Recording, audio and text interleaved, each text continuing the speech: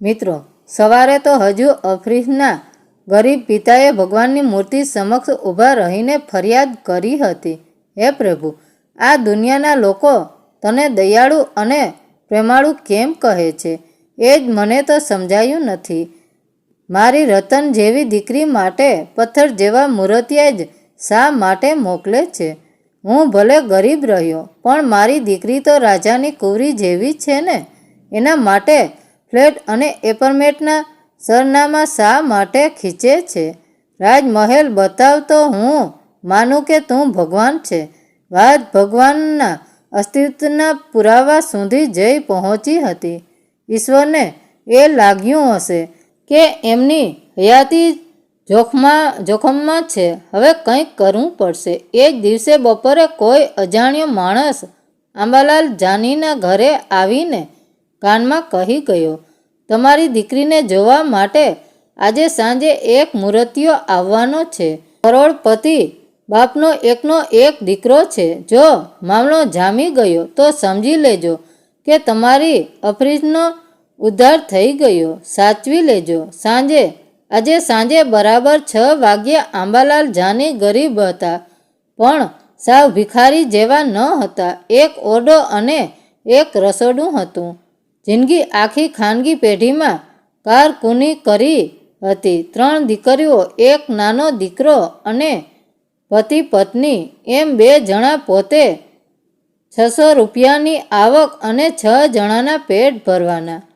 કોઈના પણ મોંમાંથી સરી પડે કે બહોત નાઈ સાફી હે, એ પણ આ નાઈટ સાફી જેવું ત્યાં સુધી જ લાગે જ્યાં સુધી તમારી નજર આંબાલાલ જાનીની મોટી પુત્રી અફરીફના યુવાન છલકાતા દેહ ઉપર નથી પડી. આંબાલાલની જિંદગીના તમામ અભાવોનું સાટું સર્જનહારે અશરફનું શરીર ઘડતી વખતે વાળી આપ્યું હતું. એના રૂપનું વર્ણન કરવા માટે વધારે વાક્યો વેડફાવવાની જરૂર નથી. એટલું જ કહેવું પૂરતું છે કે અશરફીએ આજ સુધીની એક પણ વર્લ્ડ બ્યુટી કોન્ટેસ્ટમાં ભાગ નહોતો લીધો. એ વાત સુસ્મિતા, ઐશ્વર્યા, લારા અને પ્રિયંકા માટે ફાયદામંદ હતી. હવે અશરફ યુવાન બની ચૂકી હતી. રૂપની પ્રતિમા લગ્નના દ્વાર પર ટકોરા મારી રહી હતી. પણ આંબાલાલ જાનીના ઉંમરે જે માગા આવે એ બધા કેવા હોય? કોઈ પટાવાળો હોય તો કોક વળી હાથ લારી ચલાવતો હોય. 2 દિવસ પહેલાં જે મૂર્તિયો અશરફને જોવા માટે આવ્યો હતો એ રેલવે સ્ટેશન પર 4થા વર્ગનો કર્મચારી હતો. અશરફ તો એવી ચીડાઈ ગઈ કે એને મોઢા સંભળાવી દીધું, શું જોઈને મારો હાથ માગવા આવ્યો છો? કામ ફોર્થ ક્લાસ જેવું અને શોખ ફર્સ્ટ ક્લાસના. આવડત મેમુ ચલાવવા જેટલીએ નથી અને સપના શતાબંધી ચલાવવાના. ફરી વાર આ તરફ નજર ફેંકવાની હિંમત ન કરતા. જે વાત અશરફે મૂર્તિયાને સંભળાવી દીધી એ જ ફરિયાદ એના બાપ આંબાલાલે 2 દિવસ પછી ભગવાનના કાનમાં નાખી દીધી. બાપ દીકરીના આક્રોશનો જવાબ આપવા માટે જ હોય એમ એ જ દિવસે બપોરના સમયે માણસ આવીને કહી ગયો, તમારી દીકરીને જોવા માટે સાંજે એક મૂર્તિયો આવવાનો છે. નાનકડા ઘરમાં મોટી ધમાલ મચી ગઈ. આટલા ઓછા સમયે બીજું તો શું થઈ શકે? પણ મા અને 3 દીકરીઓએ ભેગા મળીને આ નાના ઘરને સુઘડ તો બનાવી દીધું, પણ ઓરડામાં બનેલા મકાનની ચારેય દિવાલોને ચમકાવી દીધી, ચારેય ખૂણાઓને અંજવાળી ચૂક્યા. કાથીનો ખાટલો અને ડગુમગુ થતી ખુરશીઓ હટાવી લીધી અને પડોશીને ત્યાંથી માગી લાવેલો સોફા સેટ ગોઠવી દીધો. 2 ફોલ્ડિંગ ચેર પણ મૂકી દીધી. બીજા પડોશીના ઘરેથી કાચની કોકરી લઈ આવ્યા. દીકરાને સમજાવી દીધું, તને ઈશારો કરીએ એટલે દોડતો જઈને શેરીના નાકેથી ગરમા ગરમ સમોસા અને સ્વીટ માર્ટમાંથી કાજુ કતરી લઈ આવજે અને જોજે પાછો એ બધા પડીકા લઈને ઘરના મુખ્ય બારણેથી ન આવતો. રસોડાવાળા પાછલા બારણેથી આટલું પ્રગટપણે બોલ્યા પછી આંબાલાલ જાની આ વાક્યો સ્વગત બબડી ગયા. કરવું પડે ભાઈ, આવું બધું કરવું પડે. ધનવાન જમાઈ મેળવવો હોય તો આટલી બનાવટ કરવી પડે. સાંજે બરાબર 6 વાગ્યા અને આંબાલાલ જાનીના ઘરના આંગણામાં એક લાંબી જગારા મારતી કાર આવીને ઊભી રહી ગઈ. ડ્રાઈવરે બારણું ખોલ્યું. ત્યાં તો આખી શેરીમાં સન્નાટો પ્રસરી ગયો. બોલ્યા વગર જ બધા બોલી ઉઠ્યા, વાહ, આપણી અશરીફને વરવા માટે સ્વયં મહારાજ ઇન્દ્ર પધાર્યા છે.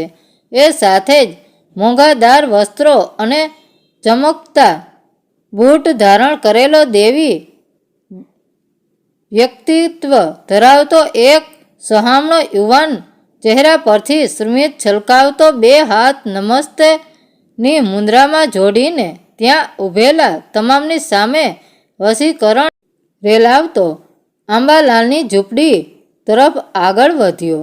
નમસ્તે વડીલ, હું અંબાર પંડ્યા, માફ કરજો, હું એકલો જ આવ્યો છું, પણ મારા મધર ફાધર અમેરિકામાં છે અને એણે વિનમ્રતા સૂચક વાક્યોથી શરૂઆત કરી. અરે એમાં માફી શેની માગવાની, આવો આવો, અંદર પધારો. અમારા જેવા સુદામાની ઝૂંપડીમાં તમ જેવા આંબાલાલ તો ગાડી જોઈને જ એવા અંજાઈ ગયા કે રડી પડવાની અણી ઉપર આવી ગયા. અંબાર પંડ્યાએ ગૃહ પ્રવેશ કર્યો. પછી આંબાલાલે ચીંધેલા સોફા સેટ તરફ નજર ફેંકી. ચહેરા ઉપર પ્રગટેલા અણગમાના ભાવને તત્કાલ દબાવી દીધો. જાણે કોઈ ચાની કીટલી પાસેના લાકડાના બાકડા ઉપર બેસતા હોય એમ બેઠા. પછી એમને યાદ આવ્યું કે રડમસ થઈ ગયેલા આંબાલાલના છેલ્લા વાક્યનો જવાબ તો પોતે હજુ આપ્યો જ ન હતો. અંબરે અર્થસૂચક શ્રીમત ફરકાવ્યું, એવું ન બોલશો વડીલ, ગરીબ તમે નથી, ગરીબ તો આખું જગત છે. અમારા જેવા 5-15 લોકો પાસે મોટા મોટા બંગલાઓ ભલે ને હોય, જામેલા ધંધાઓ ભલે ને હોય, સમ મોટી ગાડીઓ અને બેંકોમાં ખાતાઓમાં કરોડો અબજો રૂપિયા ભલે ને હોય, પણ ખરા ધનવાન અમે નહીં. તમે કહેવાઓ. હે આંબાલાલના જડબા ખુલી ગયા અને પછી ખુલ્લા જ રહી ગયા. હા, ધનવાન તો તમે જ છો વડીલ, કારણ કે તમારા ઘરમાં એવી રૂપવંતી કન્યા છે કે જેને જોયા પછી અપ્સરાને આપઘાત કરવાનું મન થઈ આવે. હું તમારી મોટી દીકરી અશરીફના વખાણ સાંભળીને એને જોવા માટે આવ્યો છું. અંબારના વચનો સાંભળીને આખું કુટુંબ દોડતું થઈ ગયું. વચલી દીકરી કાચના ગ્લાસમાં પાણી લઈને આવી. અંબારે બૂમ મારી, ડ્રાઈવર, જરા પાણીની બોટલ લાવજે તો. એ સાથે જ ડ્રાઈવરે કારની ડિક્કીમાંથી મિનરલ વોટરની બોટલનું આખું બોક્સ જ લાવીને મૂકી દીધું. અંબારે રસોડામાં બારણા પાછળ સંતાયેલી અશરીફની તરફ જોઈને કહી દીધું, આજ પછી અશરીફી કાયમ મિનરલ વોટર જ પીશે. રોજ સવારે મારો માણસ આવીને 1 ડઝન બોટલ મૂકી જશે. થોડાક જ દિવસની તો વાત છે, પછી તો એ મારા ઘરમાં જ આવી જવાની છે ને. જો તમારા આશીર્વાદ હશે તો આંબાલાલના ખુલ્લા જડબા જો ઉઘાડ બંધ થઈ શકતા હોત તો એમાંથી અવશ્ય એ જ વખતે આશીર્વાદના વાક્યો નીકળી પડ્યા હોત. નાના ભાઈને સમોસા માટે દોડાવવાનો અર્થ જ ન રહ્યો. અંબારના ડ્રાઈવરે ફ્રૂટનો ડુંગર ખડકી દીધો. શહેરના જાણીતા કંદોઈની દુકાનેથી ખરીદેલી મોંઘી મીઠાઈઓ, સેન્ડવીચ, પ્લાસ્ટિકના પેકેટમાં હવા મુક્ત રીતે બંધ કરાયેલું ફરસાણો અને ઘરના દરેક સભ્યો માટે આણેલી કિંમતી ભેટ સોગાંદ અડધા કલાકમાં જ લગ્નની વાત નક્કી કરીને અંબાર કુમાર સીધાવી ગયા. જતાં જતાં અંબાલાલના કાનમાં ફૂંકતા ગયા, જરા ઉતાવળ કરજો. કોઈ ઈશાળુ આત્મા જો અમેરિકામાં બેઠેલા મારા મમ્મી પપ્પાના કાન ભભેણ કરશે કે તમારો દીકરો ગરીબ ઘરની કન્યા સાથે પરણવાનો છે, તો મમ્મી પપ્પા કદાચ હું તો એમની ગેરહાજરીમાં જ લગ્ન આટોપી લેવા માગું છું. અંબાલાલ પણ આ શુભ કાર્યમાં કોઈ પથ્થરો ફેંકાય એની તરફેણમાં ન હતા. જતાં જતાં અંબરે અશરફીના હાથમાં એક ઝવેરાતનું બોક્સ મૂક્યું.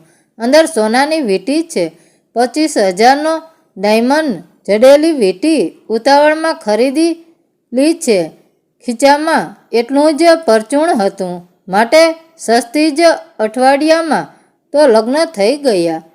અંબાર ઉપાધ્યાય શ્રીમતી અશરફી ઉપાધ્યાયને લઈને હનીમૂન માટે મસૂરી ઉપડી ગયા. 10 દિવસે પાછા ફર્યા. રસ્તામાં અફરીને અશરફીએ પોતાના અંતરની વાત પતિ સાથે વ્યક્ત કરી.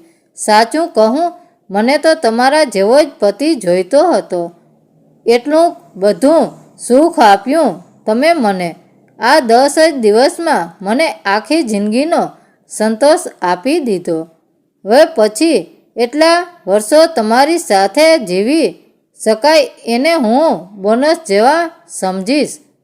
અંબારને લાગ્યું કે આ સમય થયો છે સાચી વાત કરી દેવાનો. એણે ફોડ પાડી દીધો. હવે પછીના વર્ષો શા માટે અશરફી?